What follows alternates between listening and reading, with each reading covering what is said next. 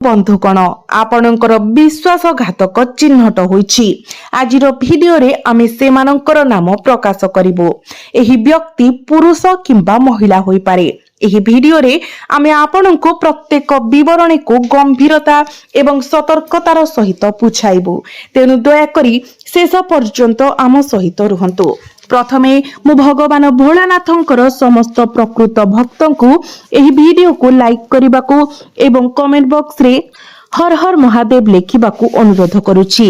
आपणकर एही संपर्कीय चाहंती नहीं जे आपणक परिवारर सदस्य माने आपणक घरे खुशी एवं आनंद रे रुहंतु किंबा से माने चाहंती नहीं जे आपण सफलता पांतु। बंधुगण जेतेबेले आपण हसंती आपणकर एही संपर्कीय भितरे भितरे जळी जाए। गत 13 वर्ष धरी एही संपर्कीय जहार नाम आमे प्रकाश करिबु प्रत्येक दिन आपणक विरुद्ध रे तांत्रिक विधि रे लिप्त रहुछि। से माने तुम घर भितरे थिबा खुशी को बांधुछंती किंबा चापी देउछंती एवं एबे से माने संपूर्ण प्रस्तुत एवं जे कोनोसी मुहूर्त रे तुमर एवं तुमर परिवार सदस्यंक उपरे हठात आक्रमण करि पारंती। बंधुगण आज मु केवल एही संपर्कीयंक नाम प्रकाश करिबि नाही बरं आपणଙ୍କୁ 100% सठिक सूचना मध्य प्रदान करिबि। कोनोसी अंधविश्वास प्रसार न करी जेतेबेले तुमे मु शेयर करिबाकू चाहुथिबा विवरणी सुनिबो तुमे मध्य कहिबो गुरुजी धन्यवाद जे तुमे एही संपर्कीयंक विषय सत्य मते प्रकाश करिथिलो नचेत से माने मते संपूर्ण नष्ट करि देइथान्ते। बंधुगण तुमे वर्तमान अनुभव करिपार जे केही तुम सहित एपरी काम करि पारिबे नाही किंतु मु संपूर्ण सत्य प्रकाश करिबा परे तुमर आखि आश्चर्य एवं अविश्वास रे विस्तारित होइछिबो। बंधुगण तुमे समस्तंको उपरे बहुत सहजरे विश्वास करि जाओ। जदि केही तुम सहित टिके मिठा कथा हुंती तेबे तुमे सेमानंक कथा द्वारा सहजरे प्रभावित हुओ। तुमे संपूर्ण आंतरिकता एवं पवित्र हृदय समस्तंक सहित तुमर संपर्क एवं बंधुता बजाय रख। तुमे सब किछि उपरे तुमर संपर्क को प्राथमिकता दियो किंतु बंधुगण एठारे एपरि घटे जेतेबेले आपणଙ୍କୁ काହାର आवश्यकता पड़ी थाए सेतेबेले ना आपणଙ୍କର संपर्कीय ना आपणଙ୍କର बंधु माने आपणଙ୍କୁ साहाय्य करबाको आसंती तथापि आपण सर्वदा अन्य समस्तଙ୍କୁ साहाय्य करबा पाई सेठाକୁ जांती। जदि आपणଙ୍କର कोनोसी संपर्कीय कोनोसी समस्यार सम्मुखीन हुंती तेबे आपण तुरंत सेमानक असुविधार समाधान करबाको शीघ्र जांती। यह आर्थिक समस्या किंबा अन्य कोनोसी प्रकारर संकट सहित जड़ित आपणक संपर्कीय एवं बंधु मानक यथा संभव साहाय्य करबा पाई किंतु जेतेबेले आपणकर पाळी आसे जेतेबेले आपण प्रकृत रे आवश्यक होंती जेतेबेले आपणकर संपर्कीय ना आपणकर बंधु माने आपणक साहाय्य करबाको आसंती नाही आपणको संपूर्ण भाबरे आपणक जीवनर समस्या सहित लढिबाको छाडी दिया जाय। बंधुगण आपणक जीवन रे जोड़े निर्दिष्ट व्यक्ति अछंती जाको आपण बंधु बोली मध्य भाबी पारंती जे आपणकर अस्तित्व को संपूर्ण नष्ट करबाको चाहुछि केवल गोटिए कि 2 वर्ष पाई नुहे बरं आश्चर्यजनक 13 वर्ष धरी एही व्यक्ति आपणकर पछरे अविश्रांत भाबरे लागि रहिछि। बंधुगण आमे पूर्वरु शत्रु मानक विषय अनेक वीडियो तयारी करिछु। आजिर वीडियो आपणकर समस्तंक पाई असाधारण भाबरे विशेष एवं गुरुत्वपूर्ण हेबो। एही वीडियो रे मु आपणको 100% सठिक सूचना प्रदान करबाकू जाउछि। एही वीडियो को हालुका भाबरे नेबार भूल करंतु नाही। यह आपणकर जीवन को जीवंत नरकरे परिणत हेबारु रक्षा करि पारिबो एवं तुमर संपूर्ण विनाश को रोकी पारिबो। बंधुगण आमे आगो को बढ़िबा पूर्वरु मोर एक छोट अनुरोध अछि जदि आपण ए पर्यंत वीडियो को लाइक करि नाहंती दया करी एबे करि नियंतु। मु आपणको एपरि गुरुत्वपूर्ण सूचना प्रदान करिबा पई चाहूछि जहा आपणकर जीवन को नष्ट हेबारु रोकी देबो। बंधु माने आपणकर एही विशेष संपर्कीय आपणकर प्रगति प्रति गभीर ईर्ष्या करंती। से माने आपणकर प्रगति आपणकर उन्नति को सह्य करि पारंती नाही।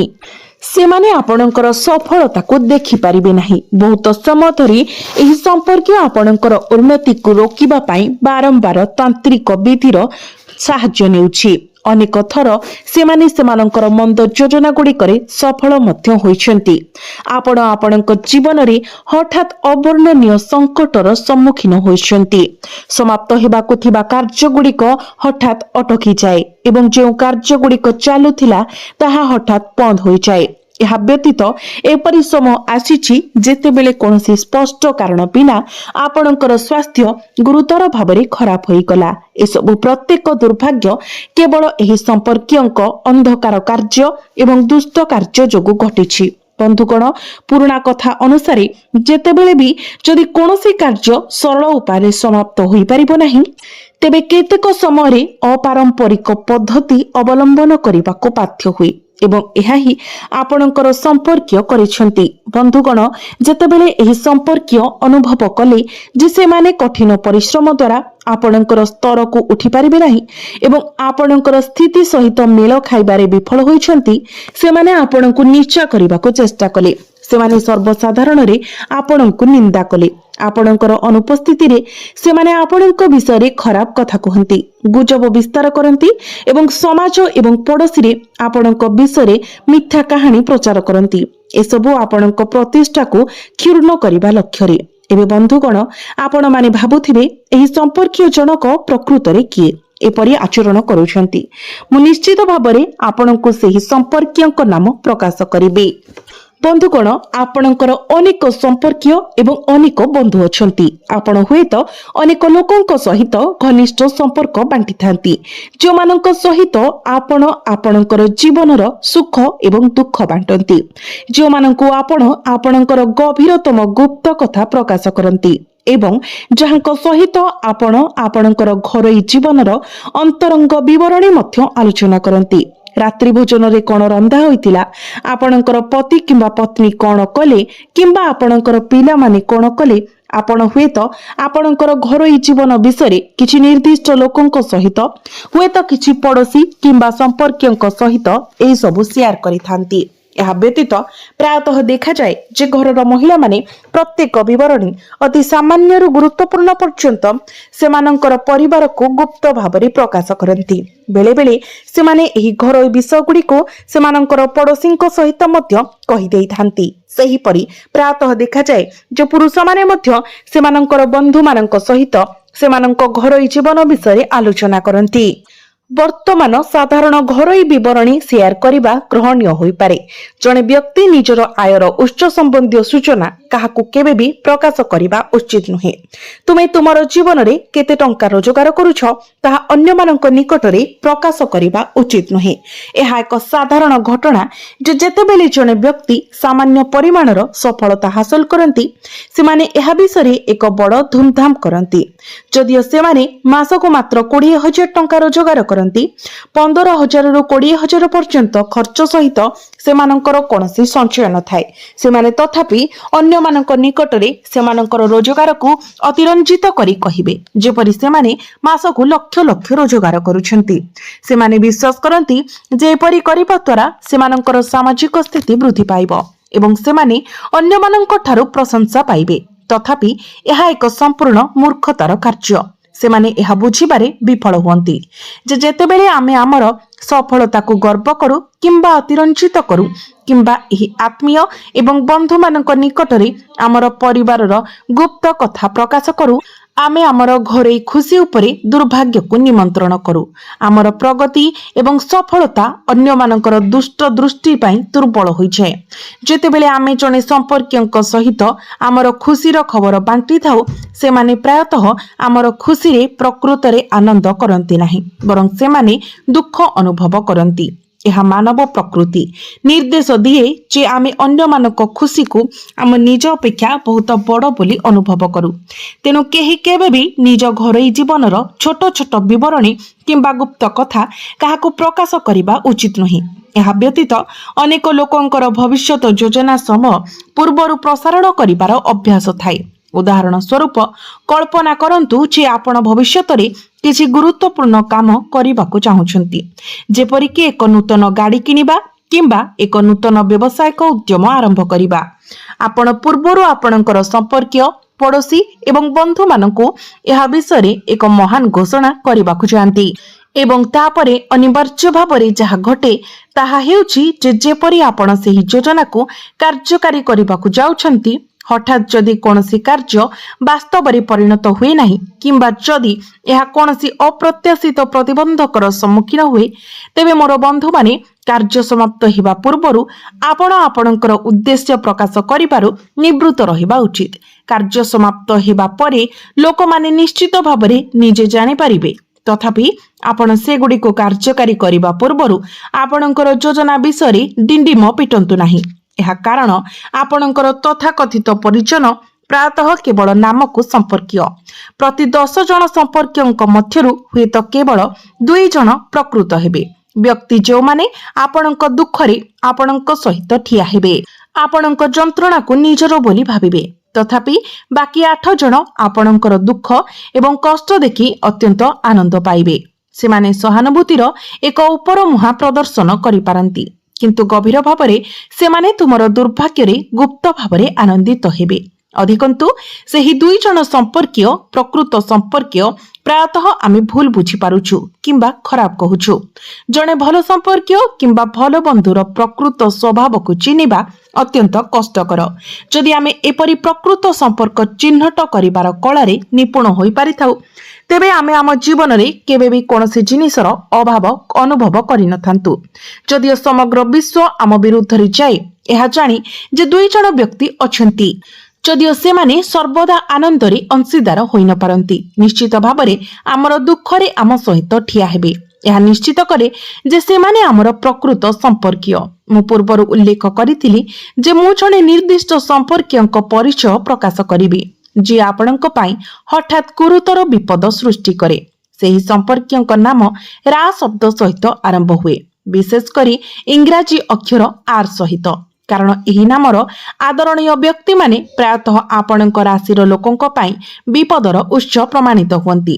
ଏହା ସମ୍ଭବ ଯେ ଆପଣଙ୍କର ଜଣେ ନିକଟ ସମ୍ପର୍କୀୟ ଅଛନ୍ତି, ହୁଏତ ଜଣେ ମାମୁଁ, ମାଇଁ କିମ୍ବା ରା ଅକ୍ଷରରୁ ଆରମ୍ଭ କୌଣସି ବି ବ୍ୟକ୍ତି। ଆପଣଙ୍କୁ ସର୍ବଦା ସେମାନଙ୍କ ପ୍ରତି ସତର୍କ ରହିବାକୁ ପଡ଼ିବ। ଯଦିଓ ସେମାନେ ତୁମର ନିଜର ବୋଲି ଦାବି କରିପାରନ୍ତି, ସେମାନଙ୍କର ହୃଦୟ ପ୍ରାୟତଃ ଆପଣଙ୍କ ପ୍ରତି ବିଷାକ୍ତ ଘୃଣାରେ ପରିପୂର୍ଣ୍ଣ। ଏହା ବ୍ୟତୀତ ଆପଣ ସେହି ବ୍ୟକ୍ତି ଯେତେ ନିକଟ ସମ୍ପର୍କୀୟ ହୁଅନ୍ତୁ ନା କାହିଁକି, ସେମାନଙ୍କ ଠାରୁ ନିର୍ଦ୍ଦିଷ୍ଟ ଦୂରତା ବଜାୟ ରଖନ୍ତୁ। ଆମେ ପରାମର୍ଶ ଦେଉନାହୁଁ ଯେ ଆପଣ ସେହି ବ୍ୟକ୍ତିଙ୍କ ସହିତ ସମସ୍ତ ସମ୍ପର୍କ ସମ୍ପୂର୍ଣ୍ଣ ଭାବରେ ଛିନ୍ନ କରନ୍ତୁ। ଆପଣ ନିଶ୍ଚିତ ଭାବରେ ସମ୍ପର୍କ ବଜାୟ ରଖିବା ଉଚିତ, କିନ୍ତୁ କିଛି ମାତ୍ରାରେ ଚତୁରତା ଏବଂ ସତର୍କତା ସହିତ ଏହା କରନ୍ତୁ। ନିଶ୍ଚିତ କରନ୍ତୁ ଯେ ସେମାନେ ସେମାନଙ୍କର ପ୍ରକୃତ ସ୍ୱଭାବ ମାଧ୍ୟମରେ ଦେଖିଥିବା ସାମାନ୍ୟତମ ସୂଚନା ମଧ୍ୟ ପାଆନ୍ତି ନାହିଁ। ଯେତେବେଳେ ସେମାନେ ଆପଣଙ୍କ ବିଷୟରେ ଖରାପ କଥା କହିବାକୁ କିମ୍ବା ଷଡ଼ଯନ୍ତ୍ର ରଚନା କରିବାକୁ ଯାଉଛନ୍ତି, ନିଶ୍ଚିତ କରନ୍ତୁ ଯେ ଆପଣ ସେମାନଙ୍କର ଚାଲ ବିଷୟରେ ପୂର୍ବରୁ ଅବଗତ ଅଛନ୍ତି, ଯାହାଦ୍ୱାରା ଆପଣ ସଫଳତାର ସହ ସେମାନଙ୍କ ଫାଶରୁ ରକ୍ଷା ପାଇବେ। ଏହା ହିଁ କେବଳ ଆମେ ଆପଣଙ୍କୁ ଜଣାଇବାକୁ ଚାହୁଁଛୁ। ବର୍ତ୍ତମାନ ମୁଁ ଆପଣଙ୍କୁ ଯାହା କହିବାକୁ ଯାଉଛି ତାହା ଧ୍ୟାନର ସହିତ ଶୁଣନ୍ତୁ। ଆପଣଙ୍କର ପ୍ରାୟ ସମାପ୍ତ କାର୍ଯ୍ୟ ହଠାତ୍ ଭାଙ୍ଗି ପଡ଼େ, ଆପଣଙ୍କର ସ୍ୱାସ୍ଥ୍ୟ ହଠାତ୍ ଖରାପ ହୋଇଯାଏ, ଆପଣଙ୍କ ଘରେ ହଠାତ୍ ଏକ ଦୁଃଖର ଛାଇ ପଡ଼ିଯାଏ। ଆପଣଙ୍କ ଜୀବନରେ ସବୁକିଛି ଭଲ ଚାଲିଛି କି କେବଳ ସବୁକିଛି ହଠାତ୍ ଖରାପ ହେବାକୁ ଯାଉଛି କି? ଯଦି ହଁ, ଏହା ଗୋଟିଏ ଜିନିଷକୁ ଇଙ୍ଗିତ କରେ ଏବଂ କେବଳ ଗୋଟିଏ ଜିନିଷ, ଆପଣଙ୍କର ଘର ଏବଂ ଆପଣ ନିଜର ଜଣେ ସମ୍ପର୍କୀୟ, ବନ୍ଧୁ କିମ୍ବା ପଡ଼ୋଶୀଙ୍କ ଦୁଷ୍ଟ ନଜର ତଳେ ପଡ଼ିଛି। ତେଣୁ ନିର୍ବୋଧ ହୁଅ ନାହିଁ। ଆପଣଙ୍କର ପରିବାର ଗୁପ୍ତ କଥା କିମ୍ବା ଆପଣଙ୍କର ଭବିଷ୍ୟତର ଆକାଂକ୍ଷା କାହାକୁ ପ୍ରକାଶ କର ନାହିଁ।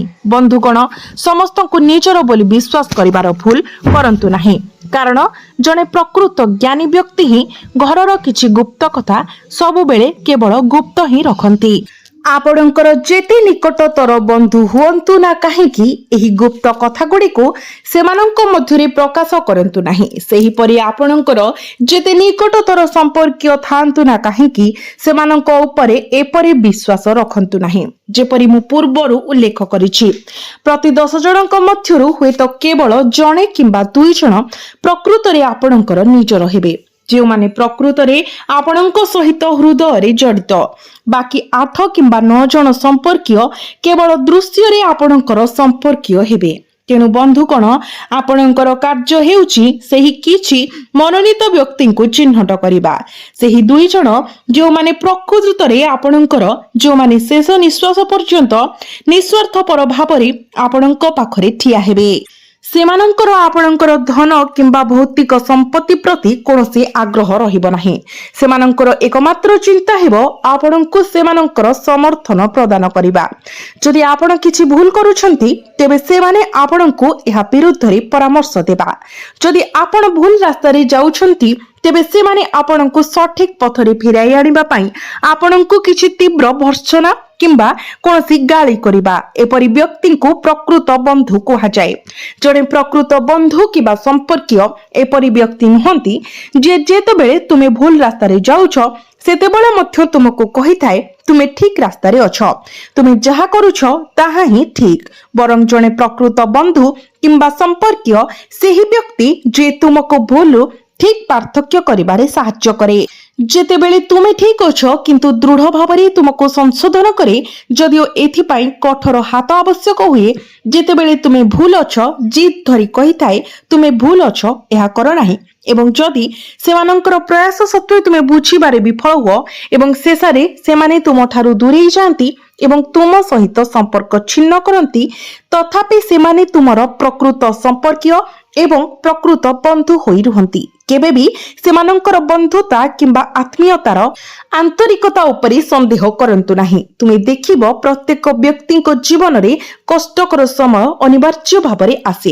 एही कष्टकर समय जने व्यक्ति को बहुत किछि सिखाए। आमर गुरु को अनुसारे प्रतिकूलता किंबा संकट समय ही जने व्यक्ति प्रकृत रे भल एवं मंद मध्यरे पार्थक्य जाने। उभय मध्यरे मौलिक पार्थक्य को चिन्हिबा। बंधुगण कष्टकर समय धैर्य हराइबा उचित नुहे, कारण प्रतिकूलता सबुदिन पाई रहे नाही। आमे एही कष्टकर समय को नकारात्मक दृष्टिकोण देखिबा उचित नुहे। अर्थात जेतेबेले तुम जीवन रे कष्ट किंबा संकट आसे सेतेबेले सेगुडी को नकारात्मक दृष्टि रे देख नाही। बंधुगण एही चैलेंजिंग समय रे तीनोटी निर्दिष्ट संपर्कर प्रकृत वास्तवता प्रकाशित हुए। आसंतु आमे एही तीनोटी संपर्क कोन ताहा जानिबा। प्रथमटी हेउची स्त्री। बंधुगण प्रतिकूल समय जने स्त्री प्रकृत चरित्र प्रकाशित हुए। जेतेबेले कष्टकर समय आसे जदि जने स्त्री तांको परिवार सहित एवं विशेष करी तांको स्वामी द्वारा एक स्थिर छाया परि ठिया हुए, तेबे सबुठारु अंधकारमय समय को मध्य सफलतार सह मुकाबिला करा जाय पारिबो। स्वामी साहसी होई जांती। से अनुभव करंती जे जहा भी हेउ मु जाने जे मु एही कष्टकर समयरु बाहरी आसीबी, कारण मो स्त्री मो पाखरी अछि एवं मो परिवार मो सहित ठिया होईछि। प्रतिकूल समय जो महिला तुमर जंत्रणा को निजर बोली मने करंती, जे प्रकृत रे तुमर दुख सहित सहानुभूति प्रकाश करंती, प्रकृत अर्थरे जने समर्पित एवं सद्गुणी स्त्री। बंधुगण आम तालिकारे परवर्ती हेउछंती साथी। एही जगतरे दुई प्रकारर बंधु अछंती। प्रथम प्रकार केवल तुमठारु किछि लाभ पाइबा पाई बंधुता गठन करे। एहीपरि बंधु माने केवल सेतेबेला पर्यंत आपणक पाखरे रुहंती जे पर्यंत आपण सेमानंकु किछि प्रदान करिवार स्थिति रे अछंती। आपण धनी हुअंतु किंबा केवल एपरि जणे जे सेमानंक पाई प्रायतः उपयोगी प्रमाणित हुए। तेणु जे पर्यंत सेमाने आपणक ठारु किछि लाभ करि छालिछंती सेमाने आपणकर बंधु होई रहिथांती। द्वितीय प्रकारर बंधु माने सेही मानक मध्यरे थांती जे माने हृदयरु एक बंधन सृष्टि करंती। एही बंधु माने अंधार समय मध्य आपणक सहित ठिया हुअंती। प्रकृत रे एपरि बंधु पाइबा पाई यथेष्ट भाग्यवान व्यक्ति आपेक्षिक सहजरे कष्टकर समय दे गति करि पारिबे। उदाहरण स्वरूप कल्पना करंतु जे आपण राति 2टारे हठात असुस्थ होई पड़ंती। आपण जणे बंधु को आपणक अवस्था विषय जणाइबाकू फोन करंती। आपणकर संपर्कीय किंबा आपणकर पड़ोसी माने आपणकर सहाय्य को आसंती नाही, तथापि सेही बंधु तुरंत आसी आपणको डाक्तरखाना को नहीं जाती। 2 दिन आपणक पाखरे रुहंती एवं आपणकर खाद्य एवं औषधर जत्न नियंती। एबे अन्य प्रकारर बंधु विषय विचार करंतु, जाहाको आपण राति 2टारे फोन करी कहंती मु असुस्थ, मते डाक्तरखाना जिबाकू पड़िबो। सेही बंधु उत्तर दिए, बंधु मु एबे सोई पड़िछि, ମୋ ବାପା ମା ମତେ ଏହି ସମୟରେ ବାହାରକୁ ଯିବାକୁ ଦେବେ ନାହିଁ। ମୋ ସ୍ତ୍ରୀ ଶୋଇପଡ଼ିଛି, ମୁଁ କିପରି ଚାଲି ଯାଇପାରିବି? ତୁମେ ଅନ୍ୟ କାହାକୁ ଡାକିଦିଅ। ବନ୍ଧୁମାନେ ଏପରି ବ୍ୟକ୍ତିଙ୍କର ପ୍ରକୃତ ବନ୍ଧୁ କୁହାଯାଇ ପାରିବ ନାହିଁ। ଆମେ ତାଙ୍କୁ ଦୁଇମୁଖୀ ବନ୍ଧୁ ବୋଲି ନାମ ଦେବୁ, ଏକ ସ୍ୱାର୍ଥପର ବନ୍ଧୁ। ତେଣୁ ସର୍ବଦା କଷ୍ଟ ସମୟରେ ବନ୍ଧୁ ଏବଂ ସମ୍ପର୍କୀୟ ମାନଙ୍କର ପ୍ରକୃତ ସ୍ୱଭାବ ପ୍ରକାଶିତ ହୁଏ। କଷ୍ଟକର ସମୟକୁ କେବେ ଭୟ କର ନାହିଁ, କାରଣ ସେମାନେ ତୁମର ସମ୍ପର୍କର ପ୍ରକୃତ ଗୁଣବତ୍ତା ପ୍ରକାଶ କରିବାକୁ କାମ କରନ୍ତି। ଦେଖାଇ ଦିଅନ୍ତି ଯେ ପ୍ରକୃତରେ କିଏ ତୁମର ଏବଂ କିଏ କେବଳ ଅପରିଚିତ। ପ୍ରାୟତଃ ରକ୍ତ ସମ୍ପର୍କୀୟ ମାନେ ମଧ୍ୟ ଦୁଃଖର ଦିନ ଗୁଡ଼ିକରେ ଆମକୁ ପରିତ୍ୟାଗ କରନ୍ତି, ଯେତେବେଳେ ଆମର କିଛି ନଥାଏ। ରକ୍ତ ଦ୍ୱାରା ଆମ ସହିତ ଜଡ଼ିତ ଲୋକମାନେ ମଧ୍ୟ ଆମକୁ ଝଡ଼ ମଧ୍ୟରେ ଫସି ରୁହନ୍ତି। ବିପରୀତ ଭାବରେ କିଛି ଅପରିଚିତ ଲୋକ ଅଛନ୍ତି, ପରିଚିତ କିମ୍ବା ପଡ଼ୋଶୀ, ଯାହାଙ୍କ ସହିତ ଆମେ କୌଣସି ଆନୁଷ୍ଠାନିକ ସମ୍ପର୍କ ନାହିଁ, ଯେଉଁମାନେ ଆମର ଅନ୍ଧାର ସମୟରେ ଆମକୁ ସାହାଯ୍ୟ କରିବାକୁ ଆଗେଇ ଆସନ୍ତି। ତେଣୁ ବନ୍ଧୁମାନେ ଆମର ପ୍ରକୃତ ସମ୍ପର୍କୀୟ କିମ୍ବା ଆମର ପ୍ରକୃତ ବନ୍ଧୁ କିଏ? ଏହା କେବଳ ସେହି ବ୍ୟକ୍ତି ନୁହେଁ ଯାହାଙ୍କ ସହିତ ଆମର ରକ୍ତ ସମ୍ପର୍କ ଅଛି, ଏକ ପାରିବାରିକ ସମ୍ପର୍କ। କିନ୍ତୁ ଯେତେବେଳେ ସମର୍ଥନର ସମୟ ଆସେ, ସେହି ସମ୍ପର୍କୀୟ ମାନେ ପ୍ରାୟତଃ ଦେଖା ଦିଅନ୍ତି ନାହିଁ। ବିପରୀତରେ କିଛି ଲୋକ ଅଛନ୍ତି ଯାହାଙ୍କ ସହିତ ଆମେ ରକ୍ତ ସମ୍ପର୍କ କିମ୍ବା କୌଣସି ଆନୁଷ୍ଠାନିକ ସମ୍ପର୍କ ରଖିନାହିଁ, ତଥାପି ସେମାନେ ସେମାନଙ୍କର ନୈତିକ କର୍ତ୍ତବ୍ୟ ପାଳନ କରନ୍ତି। ସେମାନଙ୍କର ବନ୍ଧୁତାକୁ ସମ୍ମାନ କରନ୍ତି ଏବଂ ସେମାନଙ୍କର ବନ୍ଧନକୁ ବଜାୟ ରଖନ୍ତି। ବନ୍ଧୁଗଣ, ଏହା ହେଉଛି ଜଣେ ପ୍ରକୃତ ସମ୍ପର୍କୀୟ, ଜଣେ ପ୍ରକୃତ ସାଥୀ ଏବଂ ଜଣେ ପ୍ରକୃତ ବନ୍ଧୁକୁ ପରିଭାଷିତ କରେ। କେତେକ ସମୟରେ ସତ୍ୟ ଆମକୁ ମୁହଁରେ ଚାହିଁ ରଖେ। ଆମେ ଗଭୀର ଭାବରେ ଜାଣୁ ଯେ ଜଣେ ନିର୍ଦ୍ଦିଷ୍ଟ ସମ୍ପର୍କୀୟ କିମ୍ବା ବନ୍ଧୁ ଗଭୀର ଭାବରେ ତ୍ରୁଟିପୂର୍ଣ୍ଣ, ହୁଏତ ସମ୍ପୂର୍ଣ୍ଣ ସ୍ୱାର୍ଥପର। ତଥାପି କୌଣସି କାରଣରୁ ଆମେ ସେହି ବ୍ୟକ୍ତିଙ୍କ ସହିତ ସମ୍ପର୍କ ଛିନ୍ନ କରିବାକୁ କିମ୍ବା ବନ୍ଧୁତାକୁ ଶେଷ କରିବାକୁ ଅସମର୍ଥ ହେଉ। ବାସ୍ତବତା ଅସ୍ୱୀକାର୍ଯ୍ୟ, ତଥାପି ଆମେ ଏହାକୁ ସମ୍ପୂର୍ଣ୍ଣ ଭାବରେ ଗ୍ରହଣ କରିବାକୁ ସଂଘର୍ଷ କରୁ। ତଥାପି ଯେପରି କୁହାଯାଏ, ଯେ ପର୍ଯ୍ୟନ୍ତ ଆମେ ସତ୍ୟକୁ ଗ୍ରହଣ ନ କରୁ, ସେ ପର୍ଯ୍ୟନ୍ତ ପ୍ରକୃତ ଖୁସି ଆମ ଜୀବନରେ ଅପହଞ୍ଚ ରହିବ। ଏବଂ ବନ୍ଧୁଗଣ, ସର୍ବଦା ଏହା ମନେ ରଖନ୍ତୁ, ନିଜକୁ ଅନ୍ୟମାନଙ୍କ କଥା କିମ୍ବା ମତାମତ ଦ୍ୱାରା କେବେ ପ୍ରଭାବିତ ହେବାକୁ ଦିଅ ନାହିଁ। ସର୍ବଦା ନିଜ ଇଚ୍ଛାରେ ଜୀବନ ବଞ୍ଚ। ଯିଏ ନିଜ ଶକ୍ତିରେ ଜୀବନ ବଞ୍ଚେ, ସେ କେବେ ବି ସ୍ରୋତ ମଧ୍ୟରେ ଫସି ରହିବ ନାହିଁ। ଏହା ସେପରି କାମ କରେ, ଆପଣଙ୍କର ଅଗଣିତ ସମ୍ପର୍କୀୟ ଏବଂ ବନ୍ଧୁ ଥାଇପାରନ୍ତି, ତଥାପି ଜୀବନକୁ ଆଗକୁ ନେବା ପାଇଁ ଆପଣଙ୍କୁ ସର୍ବଦା ନିଜ ଶକ୍ତି ଉପରେ ନିର୍ଭର କରିବାକୁ ପଡ଼ିବ। ଦୁନିଆ ସେମାନଙ୍କୁ ଅନୁସରଣ କରେ ଯେଉଁମାନେ ନିଜ ଗୋଡ଼ରେ ଠିଆ ହୁଅନ୍ତି। ବିପରୀତରେ ଯେଉଁମାନେ କେବଳ ଅନ୍ୟକୁ ଏକ ଉପାୟ ଭାବରେ ବ୍ୟବହାର କରନ୍ତି, ଅନ୍ୟ କାହା କାନ୍ଧରୁ ଗୁଳି ଚଳାଇ ନିରନ୍ତର ଲୋକଙ୍କ ଉପରେ ନିର୍ଭର କରିବା ପାଇଁ ଖୋଜିବାରେ ସେମାନଙ୍କର ଜୀବନ ବିତାଇ